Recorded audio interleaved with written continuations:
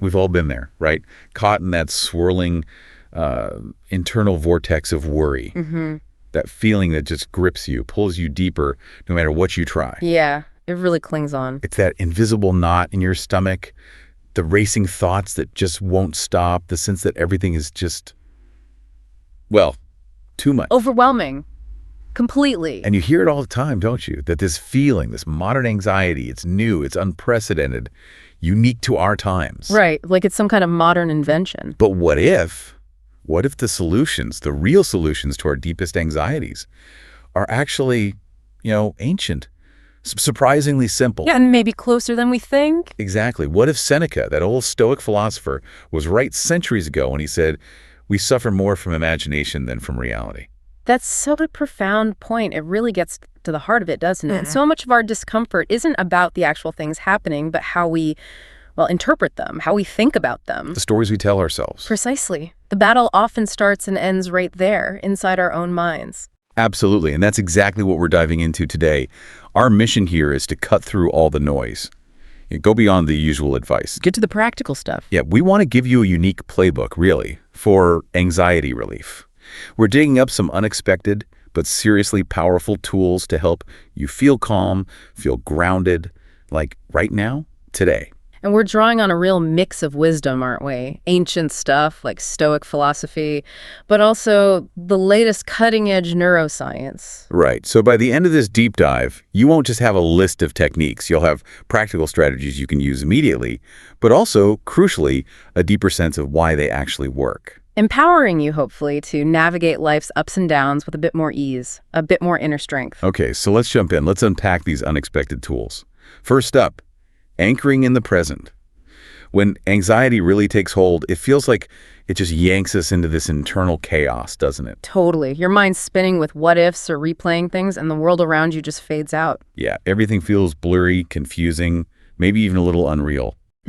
Disconnected. And that's exactly where grounding techniques come in. They're like throwing out an anchor. A way to steady the ship. Yeah, they give you this immediate solid foundation. You deliberately shift your focus away from that internal storm. And onto the concrete, real things in your environment. It's like physically pulling yourself back. Yeah. Back to the here and now. And it's so effective because anxiety really thrives on that internal spiral, right? The endless looping thoughts, the brain scanning for threats that aren't actually there in the room with you. So when you consciously engage your senses with the outside world, you're basically hitting pause on that loop. You're redirecting your brain's attention. Exactly. Away from the abstract worry and towards immediate, tangible, sensory stuff. And that sends a powerful signal to your nervous system. What kind of signal? Signal that says, hey, you're actually safe. Right here, right now, in this environment. It counters the perceived danger in your mind. I love that. And the great thing is, you don't have to wait for a full-blown panic attack. Yeah. Oh, definitely not. They are incredibly powerful in those high anxiety moments, for sure. Like before a big presentation or maybe on a bumpy flight. Or in a super crowded mall, when you feel that sort of suffocating feeling start. Yes. Absolutely critical then. But the real magic, I think, happens when you leave them into your everyday life. Proactively. I mean, like little things. Tiny things.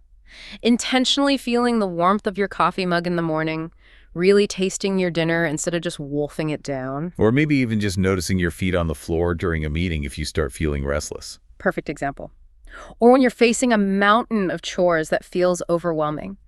These small moments of sensory awareness, done regularly, don't just fight current stress, they actually build your resilience over time. Ah, so it's like strengthening a muscle. Precisely. It's proactive mental hygiene. By doing it when you're calm, you're strengthening those neural pathways for peace and presence.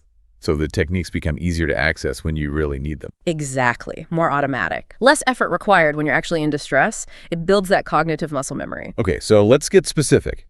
One of the most well-known, super accessible methods is the 5-4-3-2-1 exercise.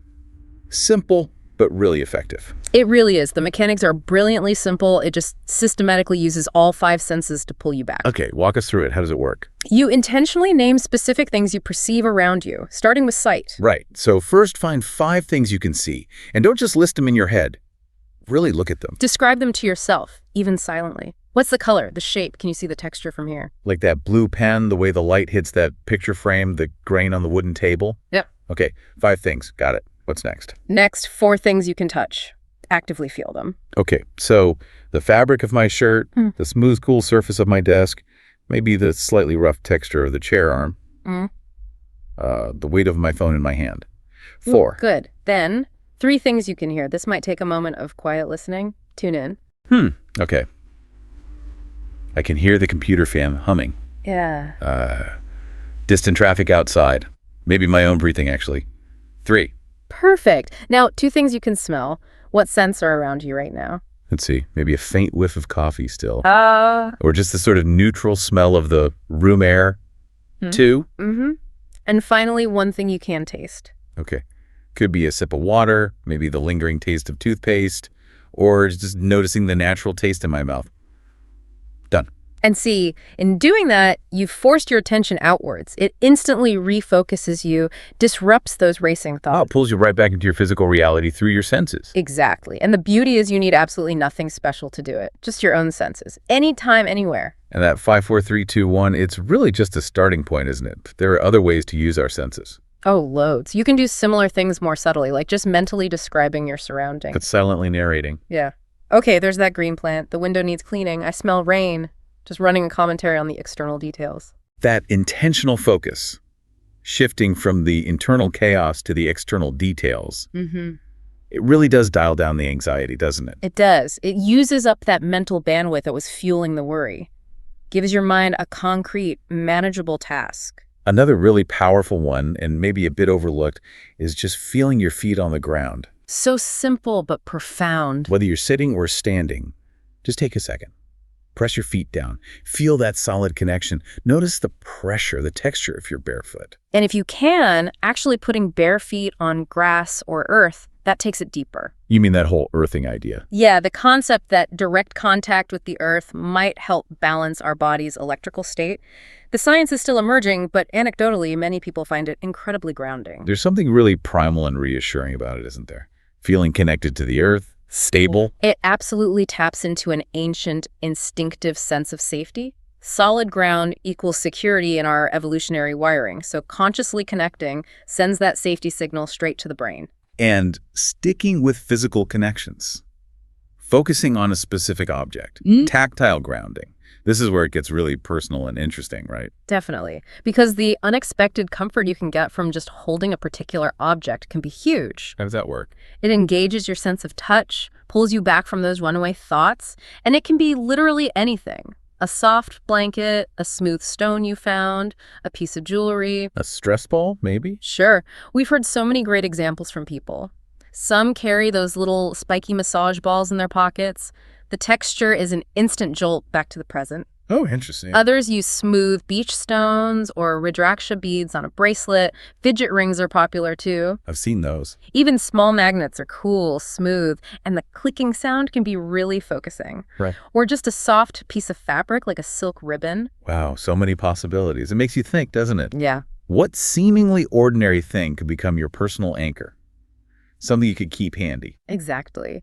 It's about finding what works uniquely for you, something discreet and accessible. And sometimes you need something a bit more intense, a bit of a jolt to the system. Yeah, that brings us to using temperature or taste.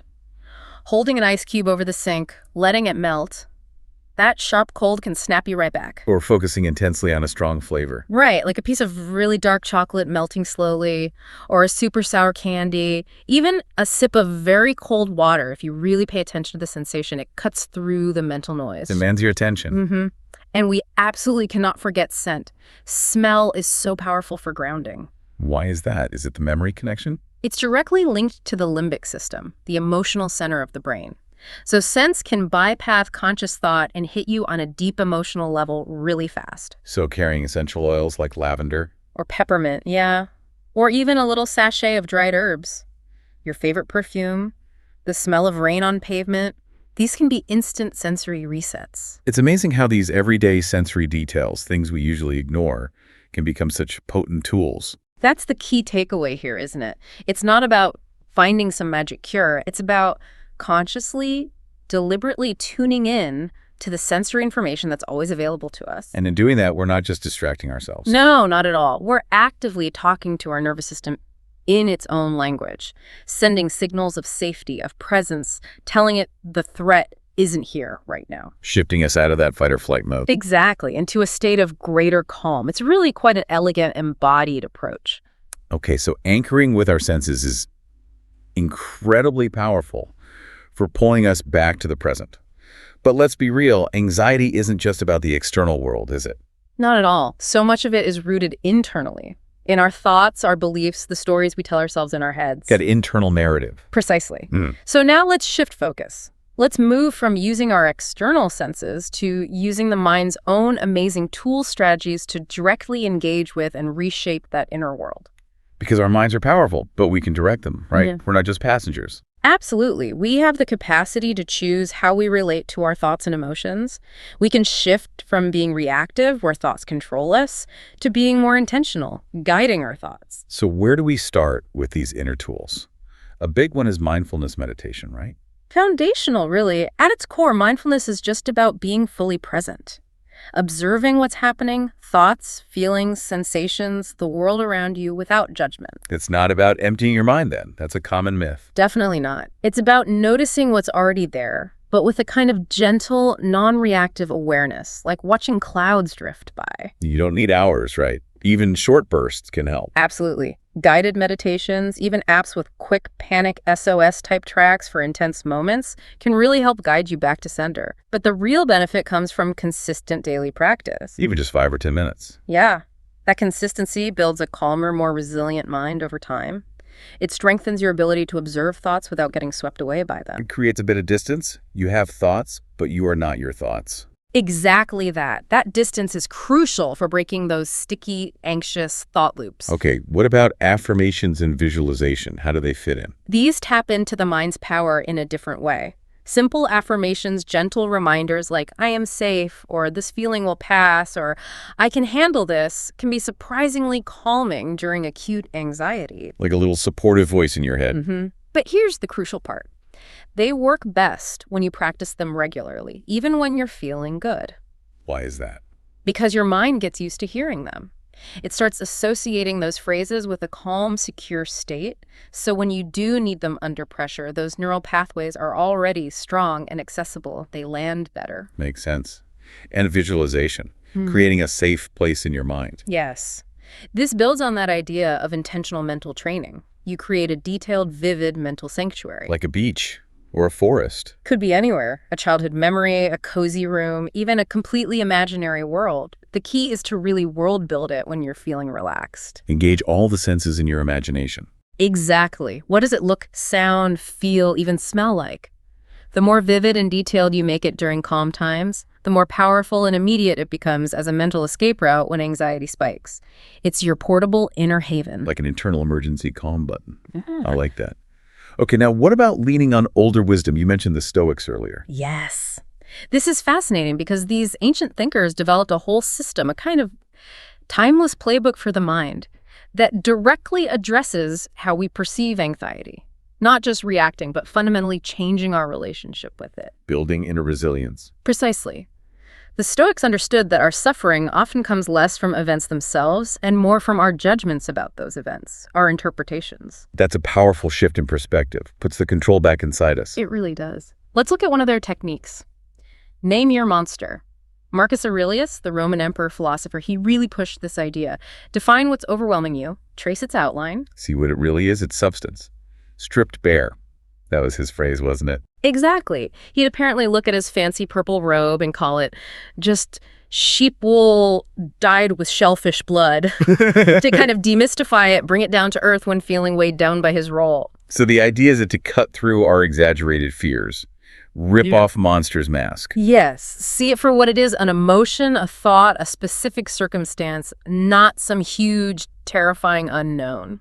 And incredibly, modern science actually backs this up, doesn't it? It does. fMRI studies show that just the act of naming an emotion, putting a label on it, literally calms down the brain's emotional alarm center, the amygdala. Wow. And at the same time, it boosts activity in the prefrontal cortex, the part involved in cognitive control. So you're hitting the emotional brakes and engaging your thinking brain just by naming the feeling. So instead of just feeling this vague dread, you say, okay, this is worry about the presentation, or this is frustration about that comment. You shine a light on it, define it. It makes it less overwhelming, more manageable. It loses some of its power. Okay, another cornerstone of Stoicism. Yeah. Focus on the present moment. Absolutely central. Marcus Aurelius wrote this during times of plague and war, incredibly stressful times.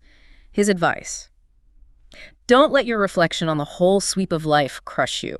Don't fill your mind with all the bad things that might still happen. Stay focused on the present situation.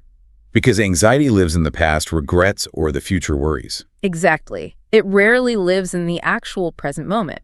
So this principle is about being fully here now, giving your undivided attention to what's right in front of you, the task, the conversation, your breath. We miss so much by constantly chasing what's next or dwelling on what's past. We really do. Which leads beautifully into another crucial Stoic practice. Put your impressions to the test. What does that mean, impressions? Basically, your initial thoughts, feelings, or judgments about something. Epictetus, another great Stoic, advised, first off, don't let the force of the impression carry you away. Say to it, hold up a bit and let me see who you are. Let me put you to the test. So when an anxious thought pops up, don't just accept it. Pause. Question it. Ask, is this actually true?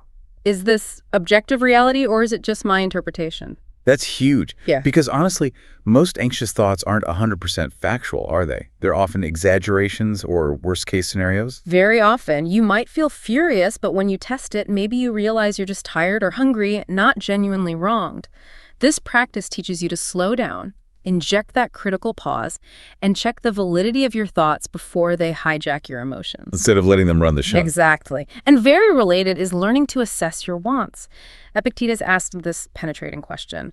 When I see an anxious person, I ask myself, what do they want?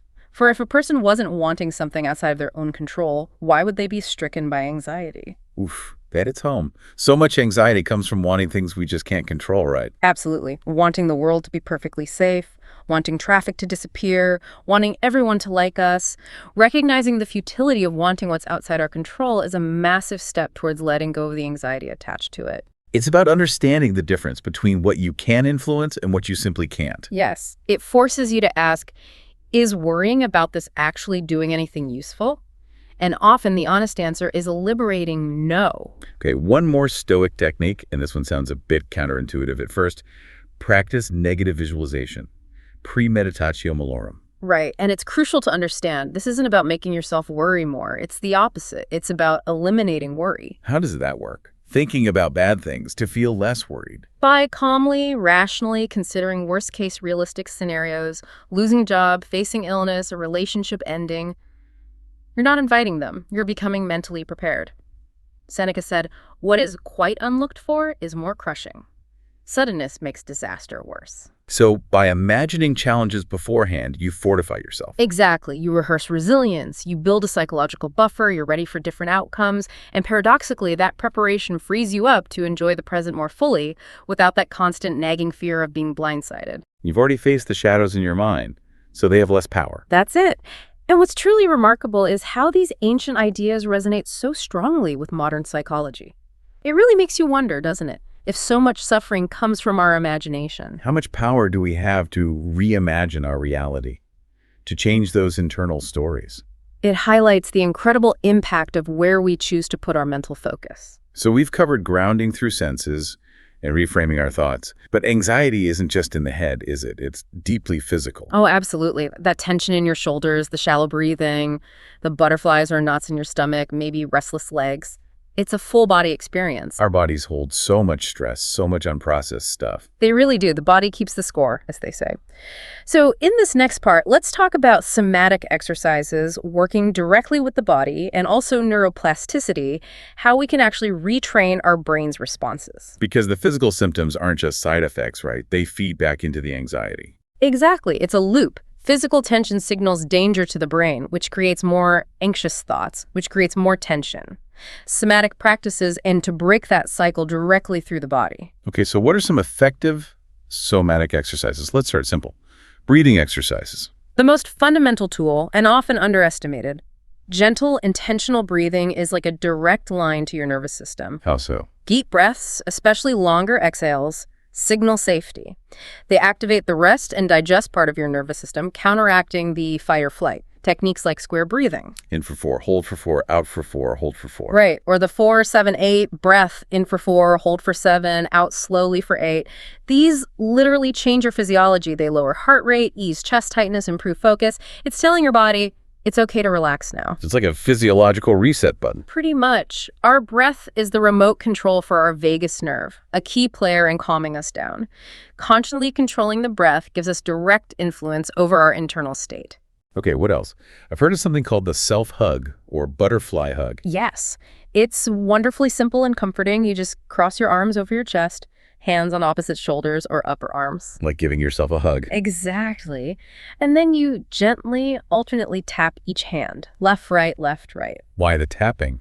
That rhythmic bilateral stimulation is incredibly soothing to the nervous system. It mimics being held or rocked, creating a sense of safety and containment. It's a really lovely act of self-soothing you can do anywhere. That sounds surprisingly powerful. Okay, what about completing stress responses? That sounds intriguing. It is. Think about it. Evolutionarily, stress meant fight or flight physical action. Today, we often freeze or suppress those impulses. So the energy gets stuck. Kind of, yeah. That mobilized energy doesn't get discharged. This technique involves allowing gentle, instinctual movements, maybe shaking out your hands, tapping your feet, gently swaying, even allowing a little tremble. Letting the body do what it naturally wants to do. Yes, to release that stored tension. It helps the nervous system complete the cycle and return to baseline, preventing that chronic buildup of stress, like letting steam out of a valve. Okay, that makes sense. And a classic one. Progressive muscle relaxation. Still incredibly effective. The basic idea is simple. Tense a muscle group, hold it, really feel the tension, and then completely release it, noticing the difference. Like clenching and unclenching your fists. Perfect example. Clench tight for a few seconds, feel that tension, then let it all go. Feel the release, the warmth, the looseness. You can do this systematically through your whole body, toes, calves, thighs, stomach, arms, shoulders, face. What's the main benefit there? It dramatically increases your awareness of where you hold tension, your interoception, and it gives you a direct physical way to signal relaxation to your entire system. Plus, it teaches you to recognize tension before it gets overwhelming. Building that body awareness. Okay, and you mentioned relaxing showers or baths with a caveat. Yes, the caveat is important. Probably best after the peak of an anxiety attack is passed, not during, as the stimulation might be too much for some. But for general anxiety or winding down, focusing on the sensations, the warm water, the smell of the soap, the texture can be a wonderful sensory anchor. Using the water and scents to ground yourself again. Exactly. Okay, so those are some somatic tools. Now, let's talk neuroplasticity.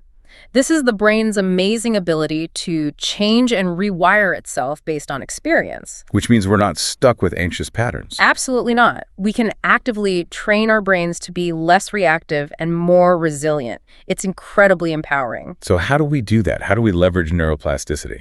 One powerful exercise is cultivating a calm core. This focuses on calming the body first, knowing that physical tension often triggers mental anxiety. Like using that 4-8 breath we talked about. Yes, perhaps breathing in for 4, out for 8. And while you do it, visualize your mind like a cloudy pond. With each slow exhale, imagine the sediment settling, the water becoming clearer and calmer. So you're directly engaging the rest and digest system and using visualization to reinforce it. Precisely. You're breaking the physical tension anxiety loop at the source. Rick Hansen talks a lot about how anxiety often starts physically. Calming the body first interrupts that cascade. Building that fundamental resilience. Okay, what else? Building a sense of strength. Anxiety often makes us feel weak or helpless, Right. overwhelmed. So this exercise counters that. You actively recall times you did feel strong, capable, resilient, maybe finishing a tough project, getting through a hard time, standing up for yourself. And you really relive it. Yes. Remember the details, how it felt in your body, the posture you held. You're tapping into your own history of competence. Reminding yourself you have been strong before. Exactly. Most of us underestimate our own strength. Consciously recalling and internalizing these moments builds genuine confidence and resourcefulness for facing current challenges. That's powerful. Okay, next. Recognizing protections and resources. Our brains are wired to scan for threats, negativity bias. This exercise flips that. You consciously focus on what is safe and supportive in your life right now. Loved ones, friends, a safe home, nature, your own skills, financial reserves, whatever brings a sense of security. So you're actively countering the brain's default danger scan mode. Yes. You're training it to notice safety and resources, which calms the amygdala, that alarm center, and builds a foundation of reassurance. I like that. What about internalizing relief and reassurance? This is about savoring the good stuff, specifically when worries don't come true. That feared meeting that went fine, that trip you dreaded that was actually great. You mean really pause and soak in the feeling of relief? Exactly. Relive that sense of, hey, that wasn't so bad after all. This trains your brain to focus on safety and positive outcomes, building a mental safe ground you can return to. It counters the habit of only remembering the bad predictions. Learning from the times things didn't go wrong. Okay. And reducing paper tiger paranoia. Our brains tend to exaggerate threats, right? Turning small worries into huge, scary tigers that are actually made of paper. This is about challenging those exaggerations. Asking, is this threat really as big and dangerous as my mind is making it out to be? Precisely.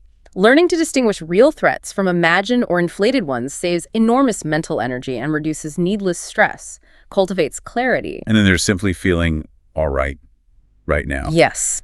Grounding yourself in the present moment by acknowledging basic safety and okayness. In this exact moment, I am breathing. I am physically safe. My body is here. Even if there are problems looming later. Even then, it anchors you in the reality of the present, countering anxiety's tendency to constantly project fear into the future. It lets your nervous system register that right now, fundamentally, you're okay. For anxieties about actual problems, though, Yeah. taking constructive action. Yes. Break down overwhelming issues into tiny, manageable steps. Instead of fix my finances, maybe it's spend 10 minutes looking at my bank statement or draft one email about that issue. Turns vague fear into solvable tasks. Exactly. It fosters a sense of control and competence, combating the paralysis anxiety often brings. Small steps build momentum. Okay, and finally, 2 more physical ones linked to neuroplasticity. Right. First, connecting with your sense of strength in the body. This is about posture. Stand tall, shoulders back and relaxed, feet grounded. Adopt a physically confident stance. Body language affects mood. Absolutely. Your posture sends signals to your brain about your capability. Second, reinforcing safety through daily routines. Consistency is calming. Like having a set morning routine or bedtime ritual. Yes.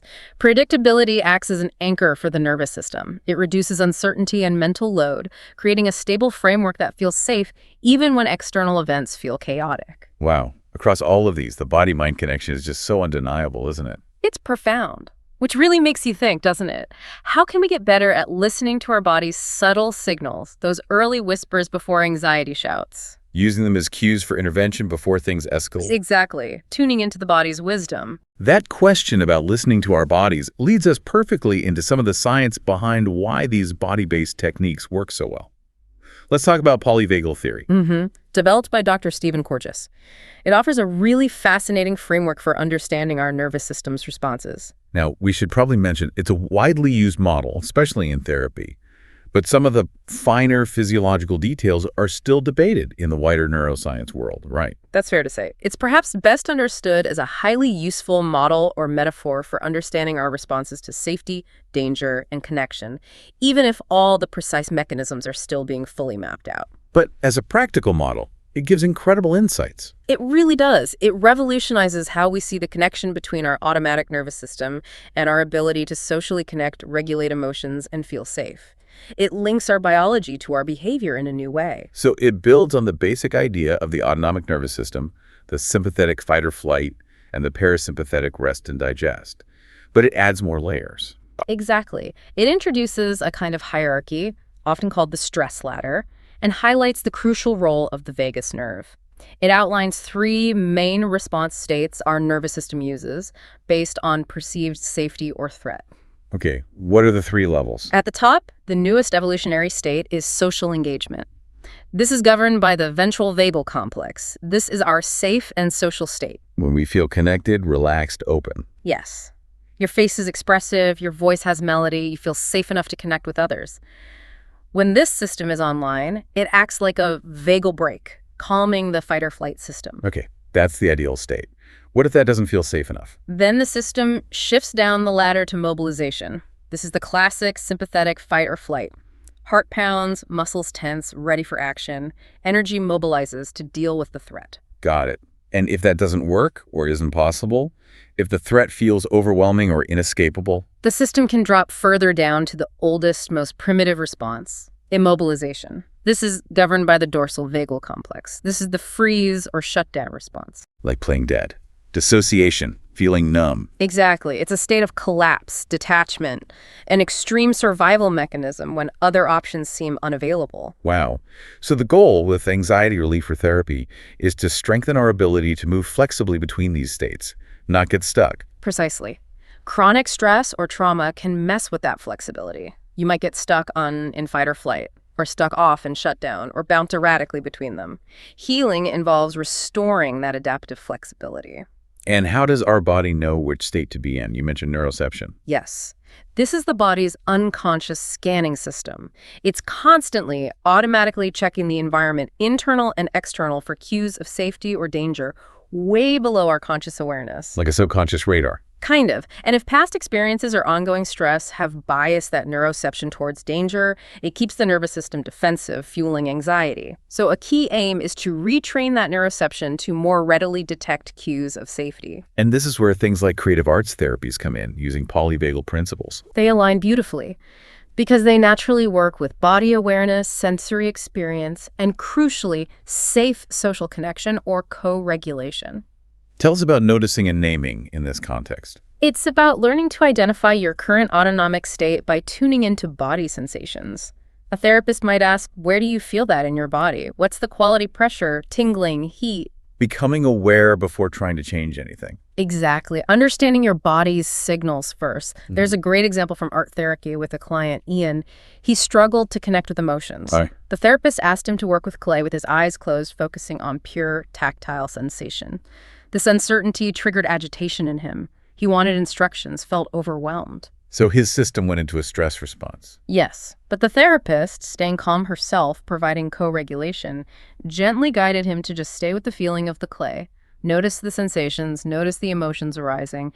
Back pain, sadness, anger emerged. And he could connect those feelings. Gradually, yes.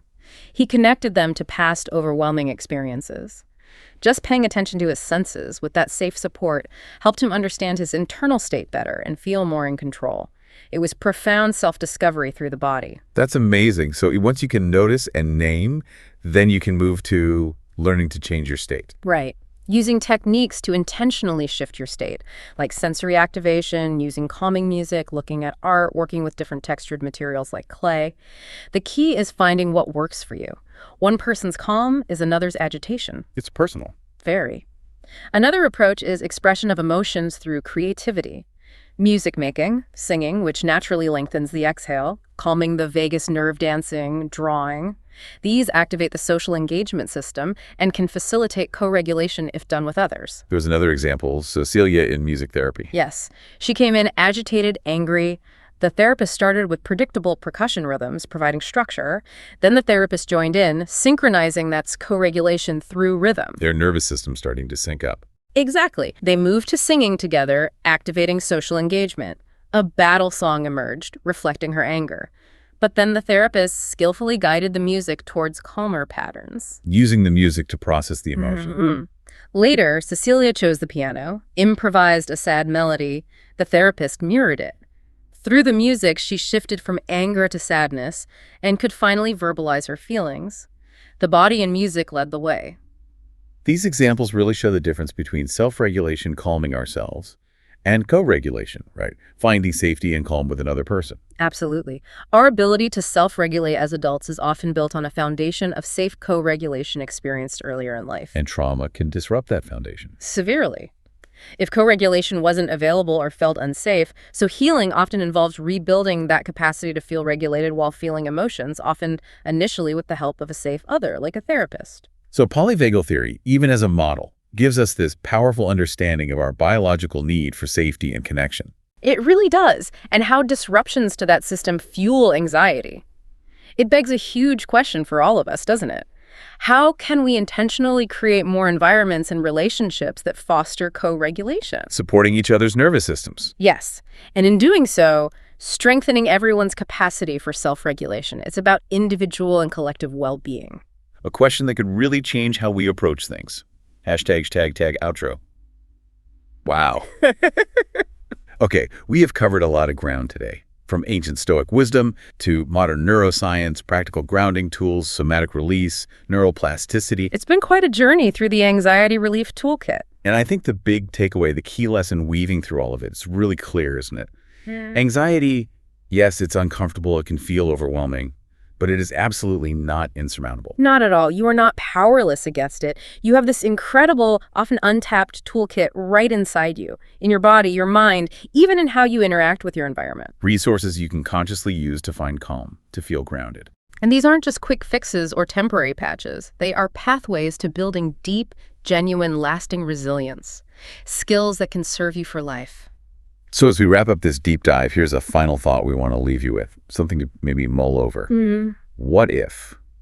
What if the greatest, most unexpected tool for anxiety relief isn't hidden in some complex technique or ancient text, but in the simple, radical, courageous act of just acknowledging, with kindness and curiosity, That you are, in this very moment, fundamentally all right now. What if that acceptance right here, right now, is the most powerful antidote to the mind's constant projection of fear? That simple noticing, okay, in this breath, I'm okay, can create so much space. It quiets that future tripping worry machine just for a moment, allows you to land in your present reality. So our invitation to you is this.